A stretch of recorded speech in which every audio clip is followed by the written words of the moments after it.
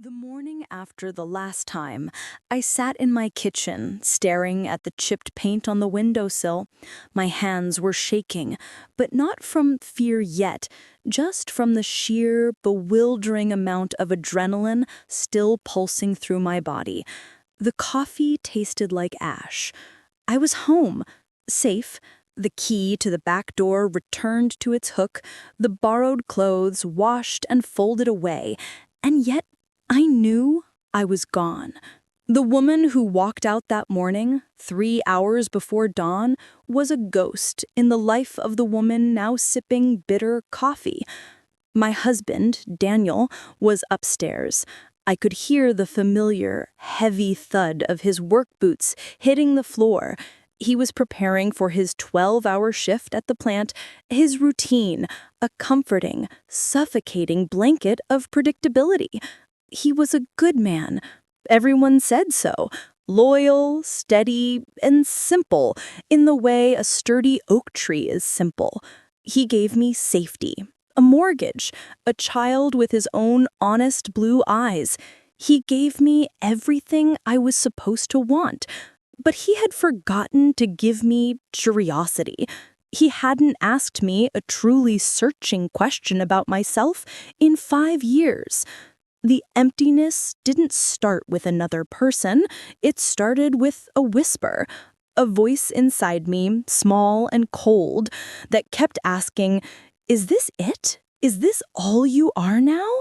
I was 34, a freelance graphic designer working from a spare room, the same spare room I had tried to turn into an art studio when we first moved in. That ambition, like so much else, had been quietly packed away. The longing wasn't for a better life, but for a different self. I craved the nervous, uncertain intensity of the person I had been before the stability set in. The first key turning point was the ignition of connection. It happened during a late-night online course I'd taken, a ridiculous attempt to revive my skills.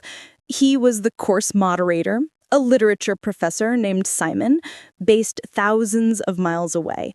We started with polite discussions about typography and color theory. Within 2 weeks, we were dissecting the poetry of Rilke. Simon's words were a bridge over the chasm of quiet I lived in. He saw the texture of my thoughts.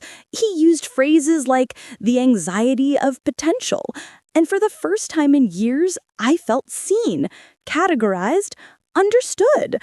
He gave me a language for my restlessness. The relationship was purely intellectual at first, conducted in late-night DMs and encrypted chats.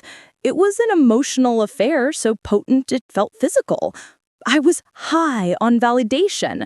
I started dressing differently, wearing clothes that Simon would never see, simply for the feeling of being the woman he knew existed. I felt the slow burn of guilt, of course. It sat like a stone beneath my ribs, but I rationalized it, the way we all do. It's just talking. It's just words. Daniel and I don't talk like that anyway. I believed that lie until I started canceling our infrequent dates, prioritizing the sacred space of my midnight laptop screen over the man asleep beside me. The shift, the irreversible slide, came 6 months later when Simon flew into town for an academic conference.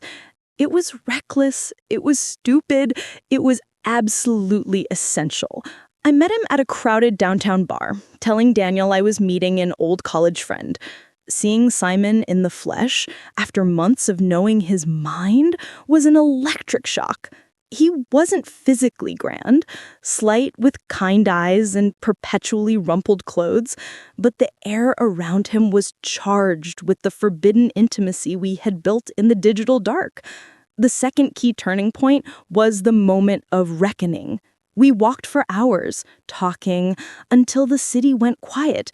We found ourselves in the small, temporary haven of his hotel room. It was sterile, anonymous, the perfect blank canvas for a new memory. I remember looking at the carpet, the hideous floral pattern spinning, and thinking, this is it? This is the end of the life I promised?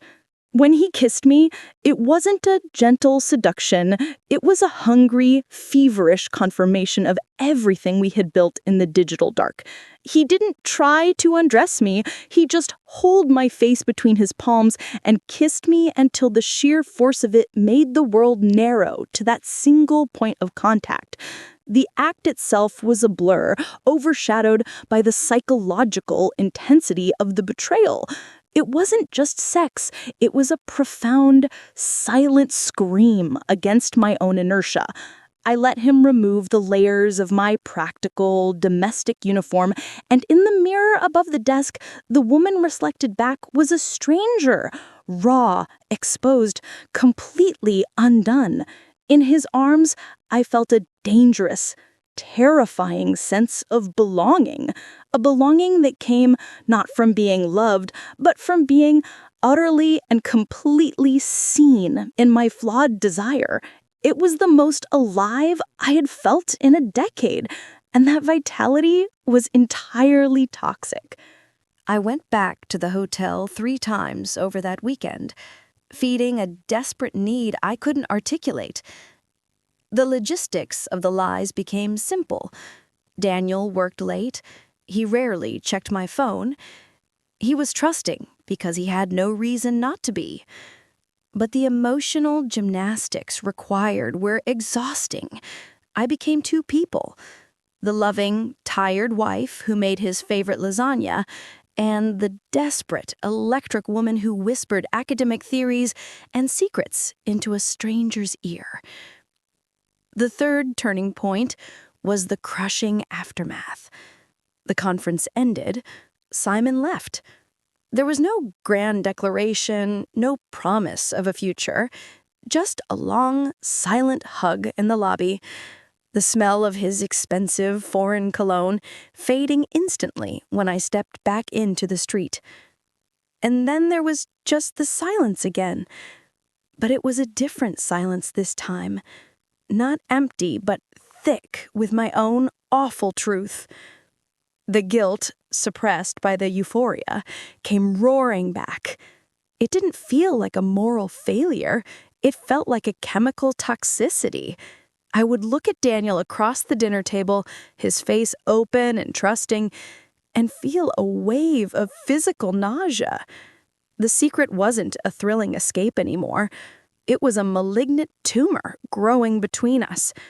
I started noticing things about him again, things I hadn't seen when I was busy looking away. The small, tired lines around his eyes, the gray dusting his temples. He wasn't a symbol of boredom. He was a man who loved me, a man I had deeply wounded. I never told him.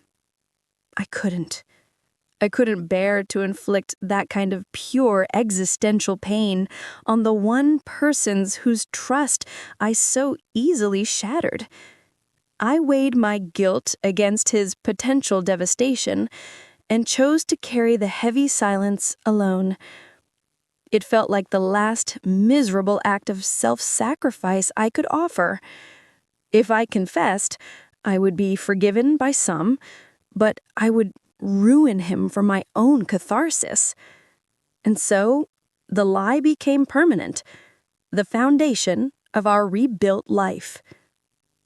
We are still together. I got rid of the silk scarf I wore that weekend. I deleted the chat history, blocked the email address. But the act, the knowledge of what I am capable of, is still with me.